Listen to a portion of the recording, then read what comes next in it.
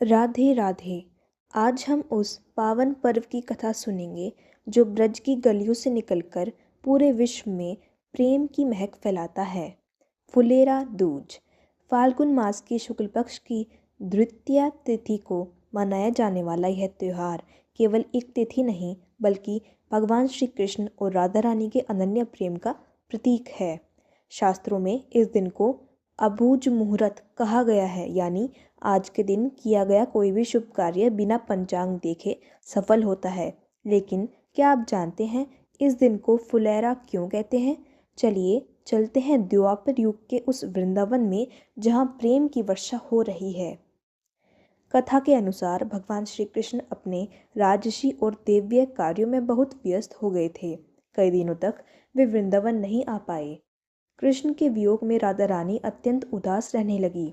उनकी यह उदासी केवल उन तक सीमित नहीं रही, ब्रज की पूरी प्रकृति पर इसका गहरा प्रभाव पड़ा। फूल मुरझा गए, लताएं सूखने लगी और उपवन की हरियाली गायब हो गई।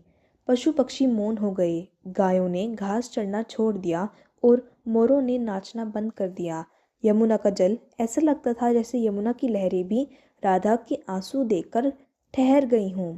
जब राधा रानी दुखी होती थी तो पूरा ब्रजधाम मानो निर्जीव हो जाता था। सखियां परेशान थी कि कान्हा के बिना इस सूखे को कैसे दूर किया जाए। भक्त की पुकार भगवान तक पहुंची जाती है। जब श्री कृष्ण को राधा जी की दशा का आभास हुआ तो वे तुरंत वृंदावन की ओर दौड़े। जैसे ही उन्होंने कदम रखा, उन्होंने देखा कि उनका प्रिय वृंदावन तो उजड़ा हुआ सा लग रहा है।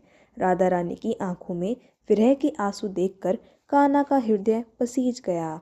राधा जी को प्रसन्न करने के लिए श्री कृष्ण ने पास के एक सूखे पौधे से एक ऐसी छोटी सी पंखुड़ी तोड़ी और उसे खेल खेल में राधा जी पर फेंक दिया। राधा जी ने भी मुस्कुराते हुए पास पड़े हुए कुछ सूखे पत्ते को कान्हा पर उछाला। तभी एक चमत्कार हुआ। जैसे ही राधा और कृष्ण के बीच यह प्रेम क्रीड़ा शुरू हुई, सूखे हुए पेड़ पर कपोले फूटने लगी।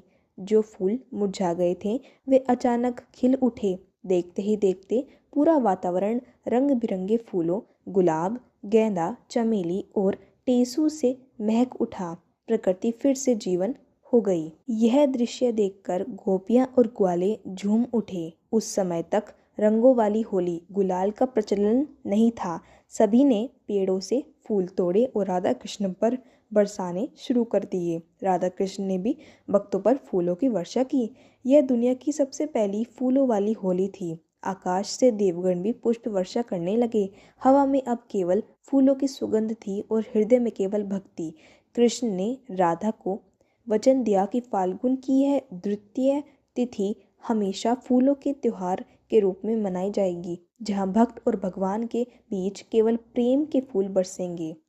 यही कारण है कि फुलेरा दूज के दिन मंदिरों में, विशेषकर बांके बिहारी मंदिर और राधा वल्लभ मंदिर में, भगवान को फूलों के बंगले में बिठाया जाता है। उन्हें रंग बिरंगे फूलों के वस्त्र पहनाए जाते हैं और पोहा व विशेष पकवानों का भोग लगाया जाता है। यह कथा हमें सिखाती है कि जब जीवन में उदासी का सूखा पड़ जाए तो भक्ति और प्रेम के पुष्पों से ही उसे फिर से हरा भरा किया जा सकता है। फुलेरा दूज पर जो व्यक्ति श्रद्धा से राधा कृष्ण का पूजन करता है, उसके वैवाहिक जीवन और संबंधों में प्रेम की महक हमेशा बनी रहती है। बोलिए राधा कृष्ण सरकार की जय।